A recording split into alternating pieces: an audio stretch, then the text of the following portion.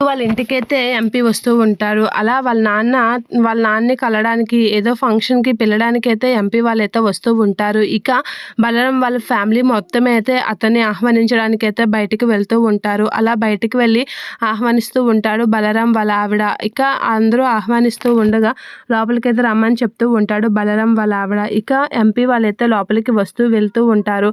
అలా వెళ్తూ అందరూ అయితే కూర్చొని మాట్లాడుకుంటూ ఉంటారు హాల్‌లో. అలా అందరూ మాట్లాడుకొని చాలా జాలీగా ఉంటారు. అలా మాట్లాడుతూ ఉండగా భాను వాళ్ళ అమ్మైతే అక్కడికి వస్తూ ఉంటుంది. సెక్యూరిటీ గార్డ్ అయితే ఆపుతూ ఉంటాడు.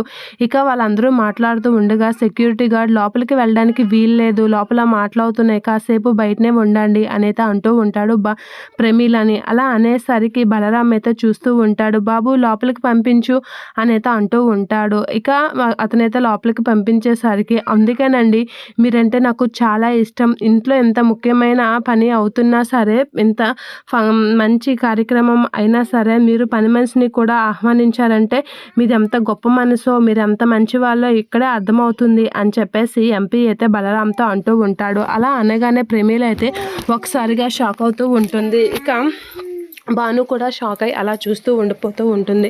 అలా వాళ్ళైతే ప్రమీల గురించి అయితే అనేసరికి మా అమ్మని పని మనిషి అంటున్నారా అనైతే చాలా ఫీల్ అవుతూ ఉంటుంది భాను. ఇక పాదు వీళ్ళందరూ అయితే చాలా బాధపడుతూ ఉంటారు. ఇక శక్తి వీళ్ళందరూ అయితే నవ్వుకుంటూ ఉంటారు. వీళ్ళకి ఇలానే అవ్వాలి అని, వీళ్ళ స్థాయి ఏంటో తెలుస్తుంది అనేది అనుకుంటూ ఉంటారు. ఇక ప్రమీల అయితే చాలా బాధపడుతూ ఉంటుంది. అనవసరంగా ఇప్పుడు వచ్చాను అనైతే ఫీల్ అవుతూ ఉంటుంది. ఇక భాను అయితే చాలా ఫీల్ అవుతూ ఉంటుంది. వాళ్ళ అమ్మని అంత ఘోరంగా అవమానించినందుకు.